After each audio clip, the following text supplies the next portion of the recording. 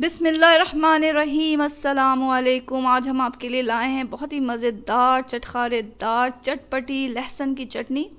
और ये चटपटी लहसुन की चटनी हम बनाएंगे लाल मिर्च के साथ। इसमें हमने साबुत लाल मिर्च भी डाला है और कश्मीरी लाल मिर्च भी डाला है। साबुत लाल मिर्च का जो जायका है और इसकी जो खुशबू है वो सबसे बेहतरीन होती है।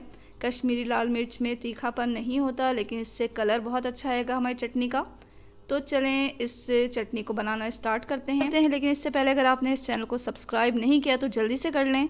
और अगर आपको भी वीडियो पसंद आ रही है तो लाइक करना हरगिज़ ना भूलें। इसके लिए हमने लिया है साबुत लाल मिर्च, और ये लिया है हमने 30 ग्राम। कश्मीरी लाल मिर्च लिया है हमने 15 ग्राम। इसमें जाएगा लहसुन, ये हमें 50 ग्राम चाहिए। छिला हुआ लहसुन लिया है 50 ग्राम। छील लें आप लहसुन को, और अगर आपको छीलने में दिक्कत हो रही है तो आप इसे पानी में भिगो दें। कुछ देर पानी में भीगने के बाद इसके छिलके आसानी से निकल जाते हैं। तो लहसुन को साफ छिल करके छील लें, और फिर इसे 50 ग्राम हमें लेना है। इमली लें 50 ग्राम। अब इसे बनाना कैसे है कि सबसे पहले तो हमें एक सॉस पैन चाहिए, और इसमें हम डालेंगे इमली।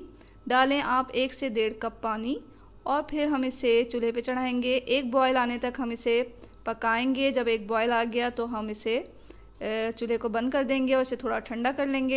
ठंडा करने के बाद हाथों की मदद से मसल लें और इसका गूदा अलग कर लें, बीज अलग कर लें, छलनी से छान लें और बीज को फेंक देंगे हम। यहाँ हमारा इमली का पानी तैयार हो चुका है। अब लेंगे हम एक ब्लेंडर का जग, उसमें हम ये चटनी पीस रहे हैं।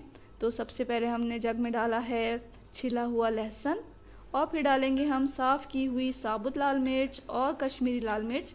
कश्मीरी लाल मिर्च और साबुत लाल मिर्च की डंडियाँ हमने हटा ली थी, अलग कर ली थी तोड़कर, और फिर इसे धोकर थोड़ा सा खुश्क कर लिया। तो ये हमने इसमें डाल दिया। अब हम डालेंगे इसमें इमली का पानी।